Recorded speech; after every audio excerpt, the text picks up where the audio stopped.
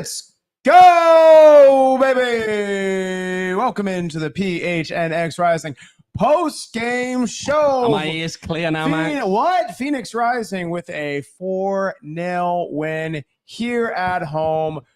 It's a good time. Goals just going through a plenty. Both halves. Pape Mar Boye, Dariusz Formella, Charlie Dennis, and Damien Barker John. Let's go, baby. Are we back? We're back. I'm Max Simpson, joined by Mr. Owain Evans, the Oracle himself. Owain, you're pretty thrilled about this. I can totally see it in your voice. Points. It is a huge 3 points. No, I'll say that now. This is a huge 3 points. Let's go. This team needed to come out and at least get a draw. Their most dominating win performance was huge in the season. I'll change that slightly from dominant. I'll say it is their most clinical performance by a long way. I disagree with you already. All right, it's going to be interesting. No, because a dominant performance would mean that you're putting up more than 1.1 XG, which is all that they did. Oh my God. They were really clinical. They were really clinical. Oh, however, God. here's what I'm going to say. It's a 3 points they needed. They didn't give San Antonio a whole lot of anything in there. I think they dealt with them in the attack, in San Antonio's attack, really effectively. And overall, again, you needed 3 points today, realistically. Yeah. We've said it's that 7 to 10 range probably you need to get to make it sure that at the end of the season, you are above that playoff line.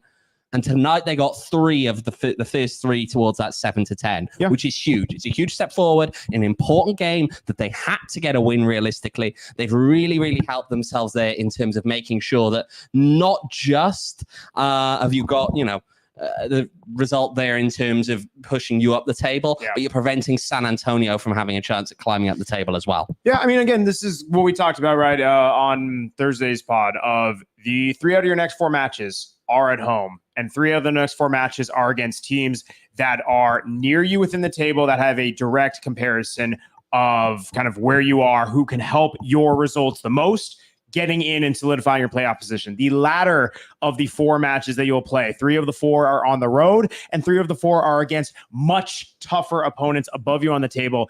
These next 4 matches, you had to get those results, and this is a big step in it. Listen, say what you want, right? This was, the most goals Rising have put up all season. This was a performance where you saw from a technical side of things, from how both teams wanted to progress. San Antonio, we had an idea, right, that they were going to be hoofing it. They were looking to find feet. They were looking to put balls over the top. And that's exactly what they did all match. What we weren't maybe necessarily expecting, or at least have not seen in other performances, was Phoenix Rising was looking to go forward as well. But the difference here was rather than going the route one that San Antonio so often took, Rising played their game from the possession style, but it was with a forward mindset. It was less of this side to side. It was less of that fear of looking for the final ball. And you actually saw fluidity, something that we haven't seen from this. In moments. But here's what I'll also say. Really all season, this consistency over 90 minutes. I'll say. I saw them launch many attacks that way. The thing is that some of them did, I think, degenerate as they looked often to crossfield balls. I think that was something that really stood out to me in the first half. Is that sometimes this team would look, they'd come up, they'd be starting with Dariusz Formella on the left, they play it out to Joe Margarita on the right then, and they go in like a long cross-field ball across to him. And by the time, or because of the direction it goes there and the distance you're trying to cover, what ends up happening, it kind of takes him that little bit away from goal and it slows things down, okay? There was a look there, I think, to try and play a quicker, more transitional, pacier style. And when Rising had their success today, they had it in those moments, right? We saw it with Dariusz Formella's goal. We saw it with the moments such as Charlie Dennis's goal when he's ultimately, they're running at the defense there. Charlie Dennis is coming up through the middle and he's got space in the middle. They're not tracking him. He gets the ball in the dangerous spot and he puts it away, right?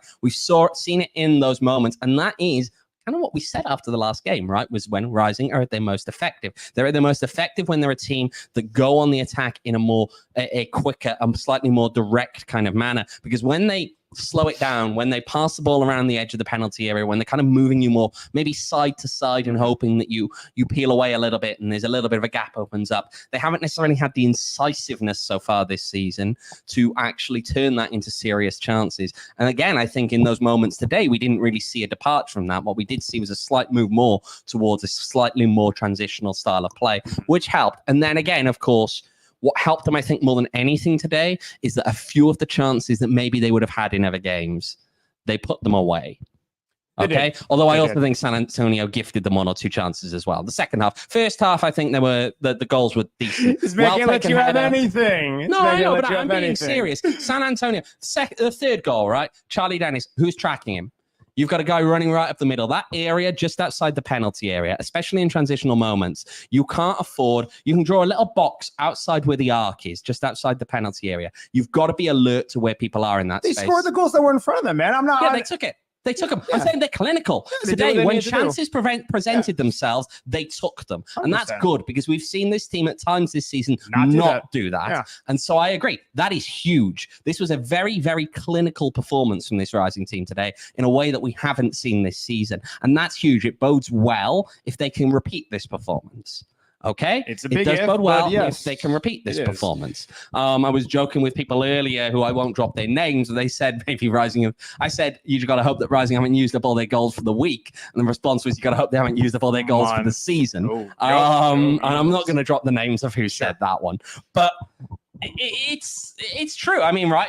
They were really, really good. I think in front of goal when those moments presented themselves. I think the fourth goal, you're not going to argue, was kind of gifted as well. Even though Damien Barker John was in the right place, sign seal delivered. Here you go. But the defensive clearance, I mean, I'm not sure.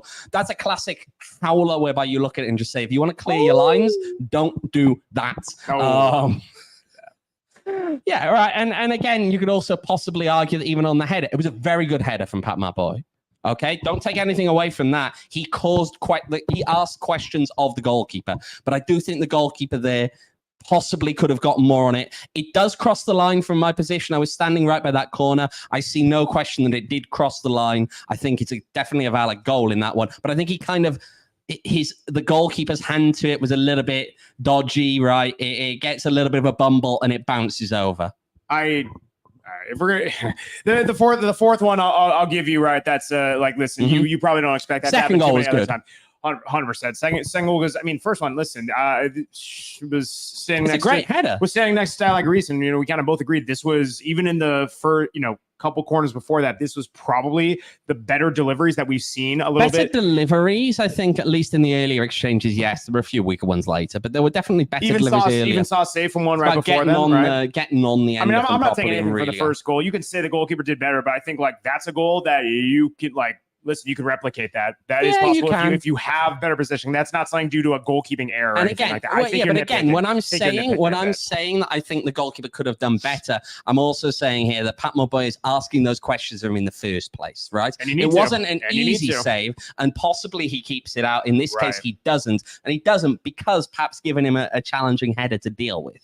Yeah, that's fair. Let's take a look at the chat, right? You guys are awesome in here.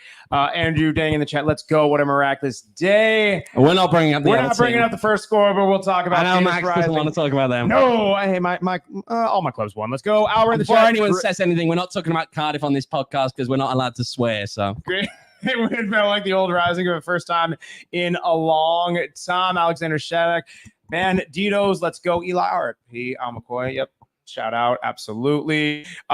Jed, let's see. Everyone just absolutely crushing it in their Fat Kid. Never a doubt in my mind. We love everyone joining in the chat. All of you in here, please leave a like. Producer Kyle is in here, and actually, Kyle, come here for a second. Come here. He is giving me a look. He doesn't want to be on camera, but everyone let's take a look right here. Producer Kyle, again, he is here. He's a real person. Hold on a minute. Can I just raise the thing because I know what you're going to say. And I'm going to raise something here. Yes, of course. Kyle, you've expressed doubts. Can you confirm? Will you be here next Saturday? I'm 80% sure that I might come. That's not a commitment. All right, listen, we need to. This man is committing to coming. Phoenix Rising is committing to the playoffs right now. They've kind of got a good foot in there, but they're not sure. Has now won every single match that Kyle Cooper has attended here. You see Phoenix Rising statement in the background. We are gluing you to the spot. You are not leaving. Maybe we'll unglue you for post match, and then you're coming right back away from the spot, Max. You just gave him a shove. You'll come back here. Yeah, you'll come back here. You're just gonna stand here whole show. No, thank you, Kyle. No, Kyle Cooper is the magic. But right, there's a lot going on. Right, yes, this was a match where this is maybe right. You can say disagreeing, and maybe it wasn't over dominant. San Antonio offered nothing, and you No, can they were- and you can they were- think they were that's the a bit better of team. that's a bit. I think they did control this match. I'm not arguing with that. I'm not sure if I'd say it was the most dominant performance, like it's head and shoulders above others in that sense. I think the scoreline slightly flatters them in a case whereby if they'd have been as just good in front of goal in the way that they were today. I mean, clinical again. Going back to clinical. If they were as clinical against, say, Tulsa, they probably beat them by a similar scoreline because they completely controlled that match as well. Yeah, controlling match 100%. This is where I push back because I think this was by far the most dominant performance that they've had all season. Because, and listen, this is not even trying to flatter or boast up. This is just honestly in how relations so many of the other performances have been very poor. How even some of the wins you have seen Rhode Island coming back into the fold and threatening late and kind of asking questions. How Rising have kind of just seen out wins and kind of just crawled to a finish. There was not a single point where I saw San Antonio actually threatening. There's not a single point where Rising looked out of control from this match. And if you're looking at this from a dominant standpoint, yes, I will give you that. Okay, sure. The fourth goal, you can, if you really want to nitpick, there's two of the goals that, okay, maybe a little bit generous. I will still take the scoreline and the performance. That was dominant compared to what San Antonio offered and compared to any of the other matches that we've seen this season. They dominated in Rhode Island as well. They gave up a goal off an indirect free kick in the penalty area and then scored their third seconds after. I get that. Rising controlled that match. I get that even scoreline aside. Even still, this one to me more dominant. I think listen, I get it. We're going off of the XG. I understand that's a big point.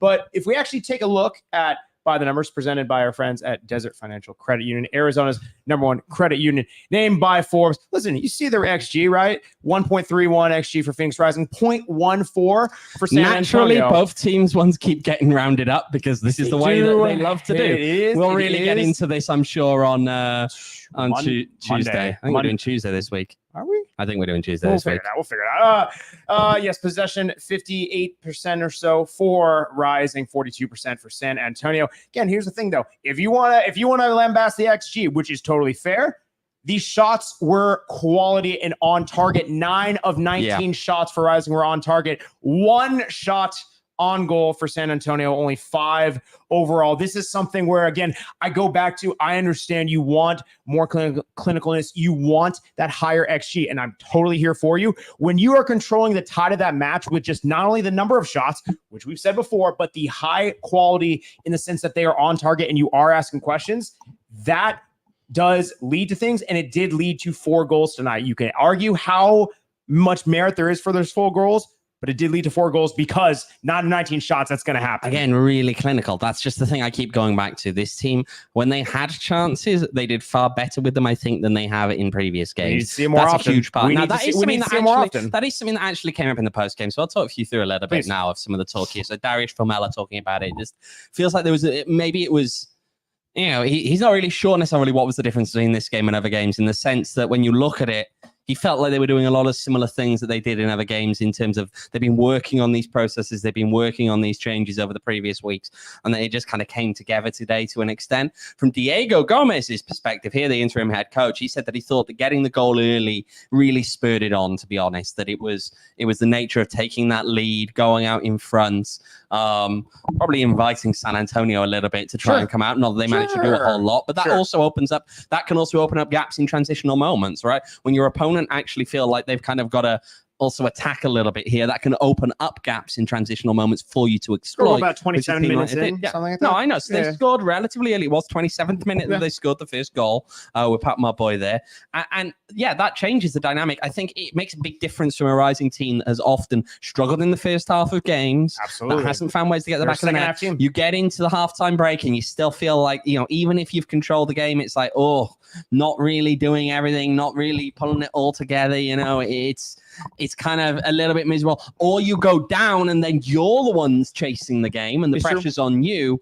And that's not what we saw tonight. When you get that goal in the first half, you then add a second one just before the break and you've really put your opponent on the back foot. And the most important thing to me, I'll say this, at halftime, as they were going in, I said, the key for Rising was going to be Well, it's not just getting the win off, but it was making sure you preserve the 2-goal margin, because that gives you the tiebreaker over San Antonio if you finish level on points at the end of the season. They didn't just hang on to that 2-goal, they doubled it. So now we do know if Phoenix Rising and San Antonio finish level on points at the end of the season, Rising has the advantage, much like they do against FC Tulsa. And subject to the result on Wednesday, as long as they don't lose by 2 goals or more, they'll have the advantage over Orange County. Absolutely. I mean, BJ, multiple comments saying there were a lot of direct passes early on, diagonals over the laps that helped, right? It was a bit more aggressive from the start. Devin all saying our attack was bodacious, dare he say. And Goalie Man Pat asking the real question, has anyone checked on Harry? Harry, we're not seeing you in the chat. It's been a bit of a quiet since you were here earlier in the week, buddy. But no, it was, this was a match where I think you did see more aggressiveness from Phoenix Rising. Again, totally getting it, right? You can say the crosses, you can say things like that, but I think there was a lot more. You were trying to get guys in position to set up that final ball, to play a bit more, going from goal to goal rather than side to side. Mm-hmm. I completely get that. Hey, there's still some things that need to be tinkered with and worked on. This is a 1-game sample size of this optimism. We're also right, and that's the key we're thing also not here. going to forget that. Never jump too far on one individual game, because we've seen that happen already this season, right? People were really high after El Paso. The next game they come out, they play against Hartford, and it's the most boring 0-0 draw you have ever watched in your life. Although maybe you'd take a draw and that's totally fair. And I mean, again, there is a bit of nuance in the sense that even that El Paso match, it was 2-0. That was a kind of a gross match, by no means dominating, by no means controlling. It was kind of there was nothing different or dynamic within the attack. This was different in the sense of there was more dynamism and there was a bit more of an intentionality towards goal. Yeah. Here's what I'll say, though, and this is the key thing. When we say as well about not getting too high on one game, the important part of that is because this is a 4-game slog right now that will define your season. It is. Right? And the team know that. The team know that realistically these games are the critical ones, because, again, you get to that last 4 games, maybe you get 1 point, maybe you get 2. I don't know. It's a rough stretch. Maybe you can take advantage of Oakland. They've struggled a little bit lately, and we'll talk about that more later. But it's a rough stretch. It's not a stretch you want to go into knowing that you have to pick up more points, right? And so that's why we had, after the game today, you come off a 4-0 win. And yes, it can be the quite cliched thing, but it did seem quite genuine as Formella kind of batted away some of the, how much are you going to enjoy this win? How important was it? And it's the very much like, well, we'll celebrate tonight and we're back to work tomorrow. You got a game on Wednesday. Yeah, quick week, got a quick turnaround. And Wednesday's game is just as important as this one, realistically, to the final outcome of the season, right? Again, we said you had to get 7 to 10 points, probably, to get yourself above the playoff line at the end of the season. Probably 8 to 9 probably does it, but the 10 is like the higher reach and the 7's the absolute lowest you probably need. They got 3 today. Big 3. It was a big of the 3 that were available. So I mean, it was a big 3, man. It's a big 3 points. It's a huge 3 points. It was a huge 3 points. They did the darn thing. Well, listen, when we come back after the break, we'll talk a little bit further about some of Rising's attack and some we'll give some shout outs, right? We're talking about the overall team performance. We'll kind of dissect some of the individual players who we liked and all that stuff. But first, right, talking about tipping our hat for friends, not just at Rising, but over at Branded Bills. Branded Bills, baby. Save 20% with promo code PHNX. You want to wear a nice hat, right? Some people on this podcast, we're not going to name names, may have just gotten a haircut, and they look good. A nice little, nice. You get a haircut. A little bit less hair to fit in that Branded Bills hat. But yeah, Branded Bills. They got many of the different styles. They have ASU. They have he's had a haircut. It's kind of, and it fits nice in the Branded Bills. More stylish with that Branded Bills. You're darn right it could. You're darn right it could. Branded Bills. Multiple hats. They have the Arizona State flag. They have all different types of things for you to try on. Save money. Trucker hats, fitted hats, the dad hats, all that great stuff. Promo code PHNX.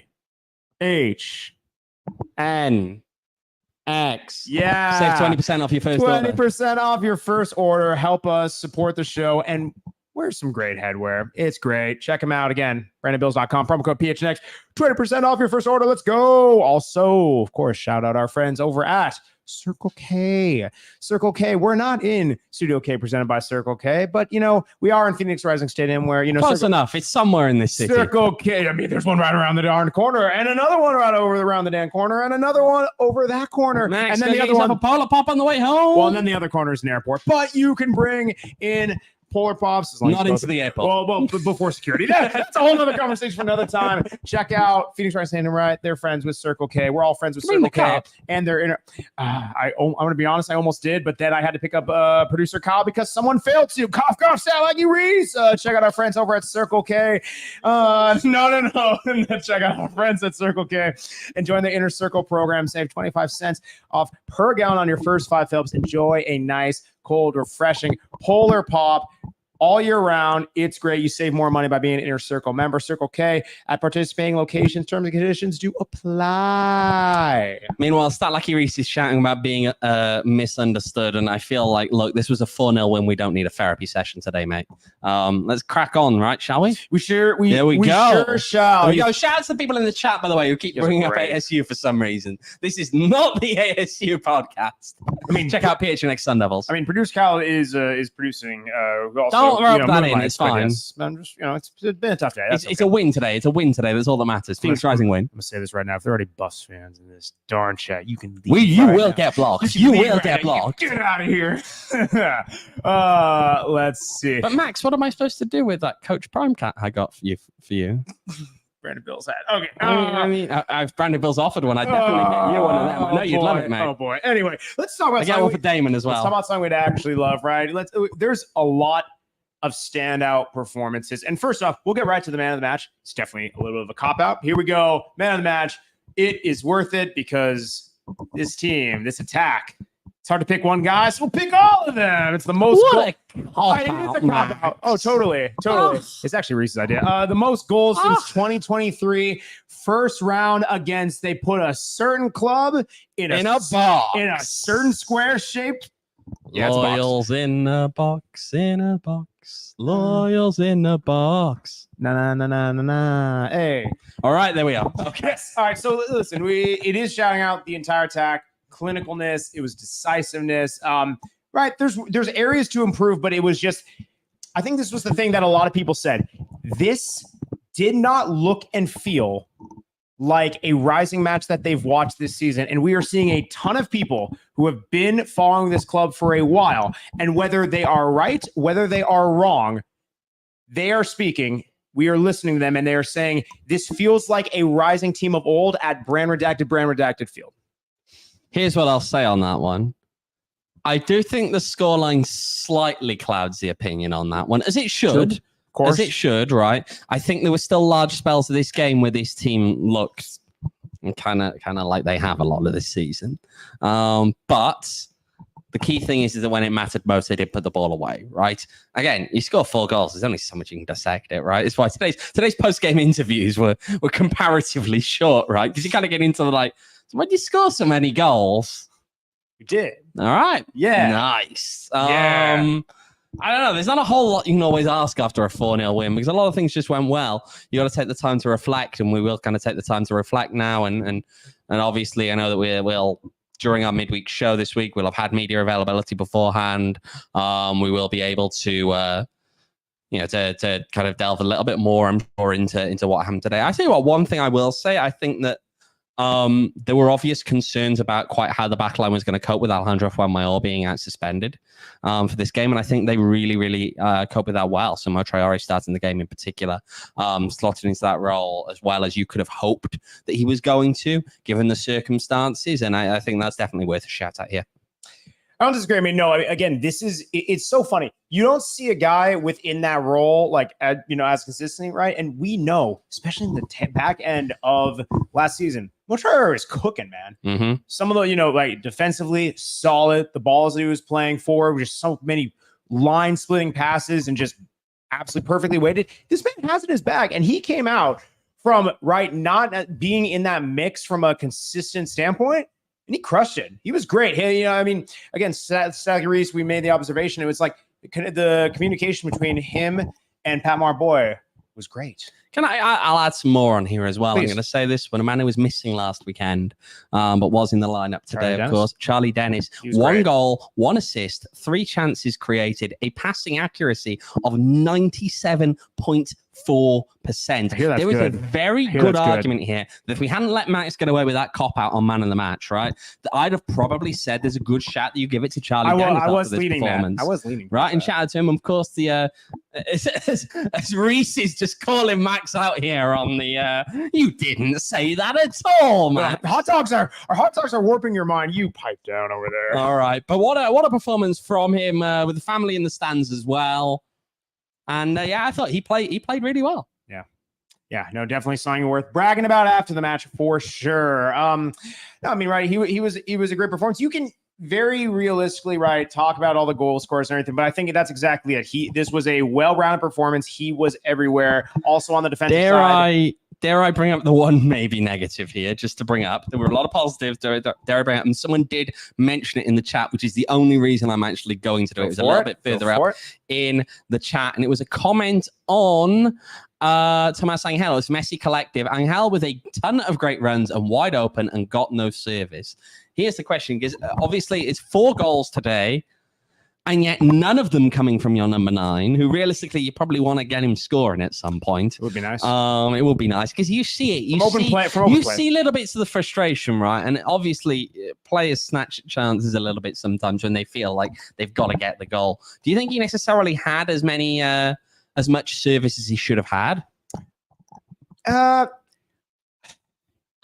I think it is a fair question, and while my immediate answer is no, I think there is some justification, because I think in moments where he was breaking open, I think at times the game was already right, especially when they're attacking the south end. This match is already 2-0 at this point, and a lot of the runs where he's making, again, this is not a number 9 who he's not typically going to drift across the face of the goal on a 6-yard box. He's more so going to be hovering around the 18, looking for a ball in a feet. He took a couple cracks from goal outside the 18-yard box.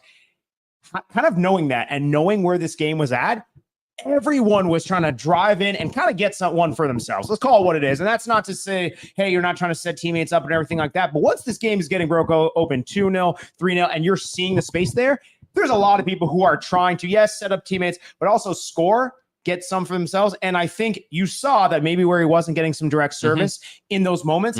I also think it was kind of at the point where it's like, this game is kind of on its head and you're going from there. So a little bit of both. Yeah, I mean, look, that's the one I think definitely we can delve into a little bit more in the midweek. We'll take a look at his movement. We'll take a look at exactly. You kind of want to watch the game back a little bit. He created 2 chances. He wasn't when he was uninvolved in play. But I guess the question is, again, when you have your number 9, do you want to find ways where you're going to get him actually into dangerous? He wants like a Dominic Solanke. Are you going to find ways to, especially because, again, long run, right? These next few games, you're going to have to find something to get him involved, because again, these are critical games over the course of the season. If your number 9 isn't scoring, you're still going to at some point run into problems. So tonight, definitely not a problem. I don't know why we both just looked back at that moment in time, but we both just looked back. Devin, you're not there right now. You normally are, Devin. Where are you? Replying to Devin's chats here. There is Max is Devin hunting apparently, but go on, man, Pat. Recent. Devin, I've already said this about ASU and Cardiff. We're not talking about it because we are not supposed to swear on this podcast. Okay, only one of us. So we're not going to talk about Cardiff City at this point. Okay. Right, anyway, I don't have other words for them. Leave it to me to try to get this back on track, which is never a great. Thank you. Right, yes, Mr. Simpson getting us back on track. Any last thoughts, Max? I mean, on this individual match. We're talking about individual performance. I mean, again, I think it's another good showing from the back line who, yes, you can say they did not have a lot to do when you have a 0.14 XG that you're facing. You really don't. But also, like, again, it's the moments of clear communication. We did see, especially in those first 15 plus minutes, San Antonio were coming out hot and they were pressing. They were trying to cut off angles. There was even 1 or 2 where, right, there was almost a late challenge. Rocco did well himself. I think this is one where there were no close calls, but in retrospect, it is easy to forget about the defense with all the goals being scored. They did well to pass out of pressure. You know what I'm going to say here? This is one moment that comes vividly to mind. And it's probably, again, one of the few moments where you're just like, oh no, during the course of this game. And it was actually right by here. There's a cross that comes over. Second half, about 10 minutes to play. Cross comes in, and Lawrence Wyke is getting a little handsy with his defender there. And he's just looking like, oh no, because that's not going to change this game. Okay, if he ends up pulling a guy down, the yellow. Well, it doesn't really matter in that point. It could well be a straight red, to be honest, because the guy was clean on goal at that point if the ball comes through to him. And it's one of those moments you look at it and just go like, oh, it's 3-0. I know you're not going to ruin this game, almost certainly. But you don't want the dampen on Wednesday because that's a huge game. And it's just, again, sometimes it's little moments of being smart. We'll wait on the update on the caution count because, of course, the league does whatever they do with a caution count to tell you what the accumulation is going to be for the next game. But we'll wait and see where people are on that one. Yeah, just huge game Wednesday again now. The big games are coming and they will not stop coming until about 3 games time when it gets quite dark and scary. Yeah. Scary hours. Also, Vegas are a little bit scary right now, which is not a phrase I expected to ever well, say. we will get into that on the other side of the break. But first, again, got to shout out our friends over at Valley Tap Room. Valley Tap Room. Max is buying beers. I did get a lot of shouts of saying Max is buying beers. And I'm going to be real.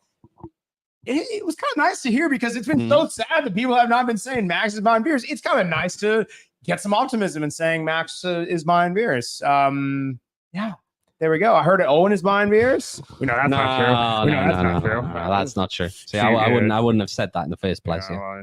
But we know you. You know what? There was one day where maybe you could have caught that, and unfortunately you missed it. And it was just the joy we felt as we were at Valley Tap Room and we witnessed Spain save football. We had a great time. We're going to keep milking this.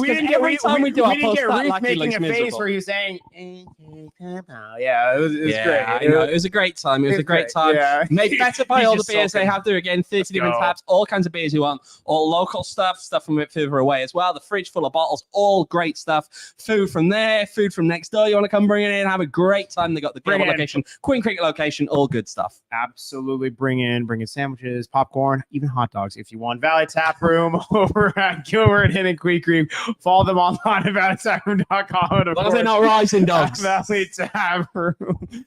Also, hey, make sure to become a diehard on the real. There's a lot of diehards in this chat. Right, Devin All, Albert, everyone in here supporting us. Come support. Get out a T-shirt of your choice when you become a diehard over at the PH. Yes, exactly. Look at the PHNX locker. Yeah. Oh, let's go. Yeah. Become a diehard. Go PHNX. This is possibly the loosest I think we've been on a podcast for a while. Okay. To be fair, the last. Okay. I mean, they did just win 4-0, so it probably should be. Yes, they do. I'll actually get back to that in just a second. But yes, become a diehard. Go to gophnx.com. Become a diehard. Get a free shirt upon signing up every single year, exclusive content, diehard access, and we got some stuff cooking for you. Go phnx.com/diehard. Yes, we do. No, honestly, this might be the loosest. I think it is. This is certainly the loosest all season. And if you're looking for something comparative, you know what it kind of reminds me of is last season. We're on the roof. We're looking at the moon. Yeah, look, the moon. And I will say, when the chat were telling you to show feet. I hope you were. I'm hoping you weren't going to remember that part. Yes. Yeah, it was the one when he had pit stains. I wore the button down for one time. He had pit stains, and so he was holding his armpits up. To the camera. Hard work sometimes, folks. You sweat. There we go. That's okay. And that's going to use against me. Okay. Let's see. All right. So you kind of teased it a little bit, right? In the USL, talking about Vegas. Well, let's talk about everyone. Should we look at the scores? Let's have a look at the scores. And you have a nice little graphic from today. We do. And graphic. Here we go. So the scores from today: Hartlepool Athletic 2, Oakland 0, Charleston 3, Tampa Bay 1, dominant. North Carolina 2, Indy 11 0, Rhode Island 2, FC Tulsa 1, hooked. El Paso Locomotive 1, Colorado Springs 1, snore. Monterey Bay 0, Orange County 0. Good for results. Las Vegas Lights 2, Sacramento Republic 1. Oh. and Phoenix Rising 4, San Antonio 0. The Sunday games, Detroit City against Louisville City, New Mexico United against Loudoun United, and Birmingham Legion against Miami FC. So let's have a look what that does to the table. Another graphic in the Western Conference. New Mexico sits atop the table. They are the only team in the West, I believe, that have clinched their playoff place so far. They are on 28. You're gonna hate this. You put a little like X to their name. Yeah, I tried looking. I know you hate that. I know you hate I that. tried. I know. There's no way to make it not look Work bad. harder. Oh, thank you, Mr. Simpson. Sell more ads, right? Games played 28-54. They are 9 points ahead at the moment. Colorado Springs jump into second place because of Sacramento dropping points today. They are 29 games played, 45 points, and then you get the pack, right? All in the hunt.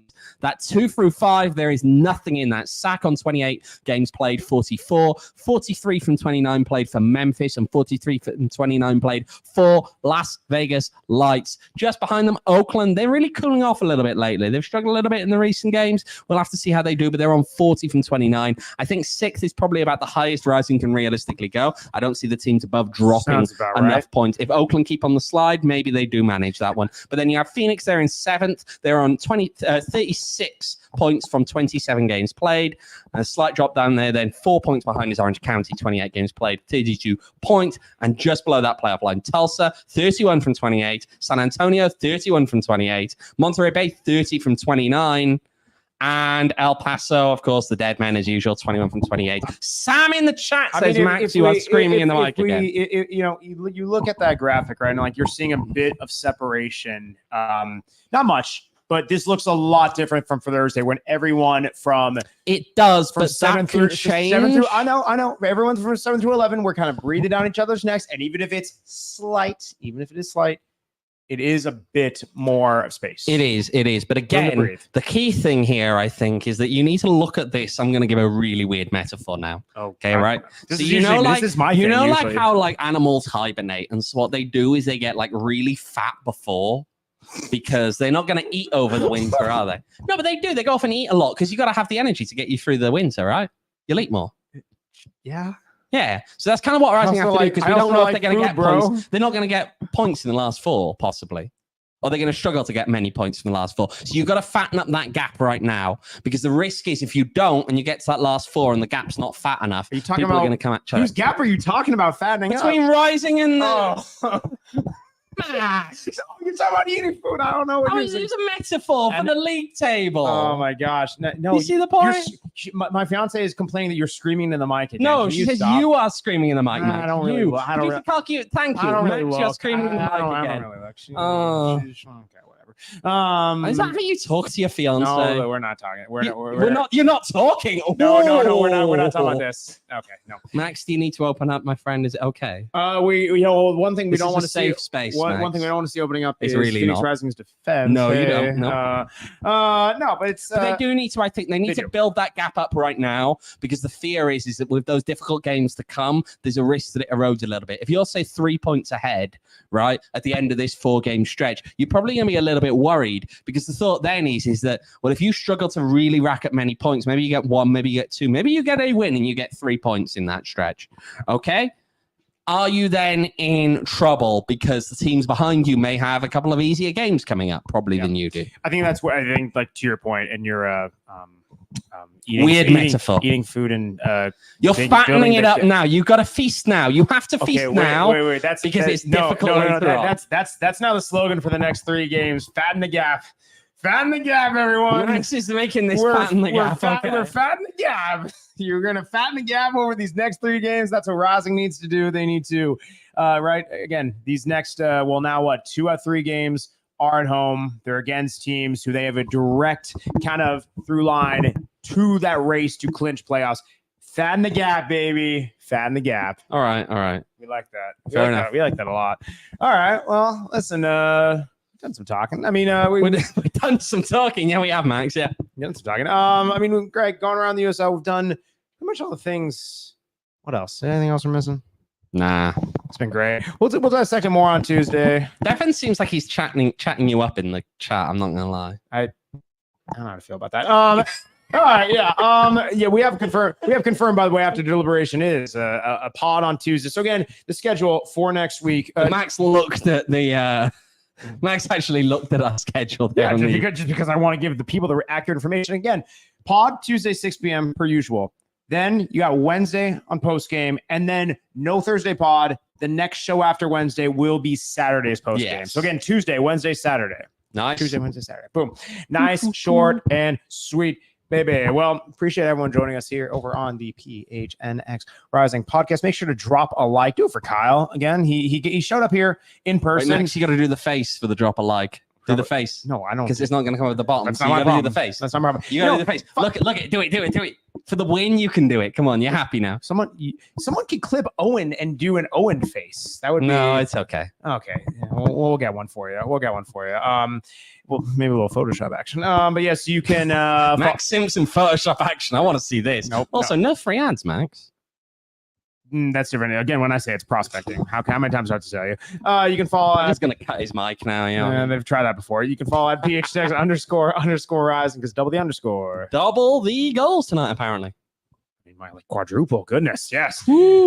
You can follow me on Twitter at Mac. Yeah. Wait. By the way, do not do at PHX __ rising. That's a scary place. I don't even know if that exists. Someone find out if that exists. PHNX __ rising. If that exists, That was I'm actually scared. double the number of goals, by the way, that Rising had scored compared to the prior month, the whole month. They'd only scored 2 in the entire month prior. 4 underscores.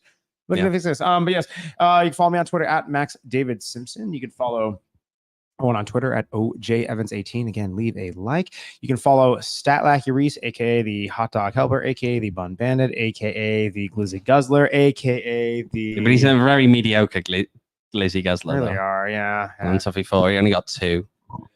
I mean, Rising got 2 more goals than you've got Hot Dog Hacker. I don't like it. Reese 11 _ you can follow Kyle on Twitter at KCoop Sports. Again, we'll join everyone. Is he the Bun BSer?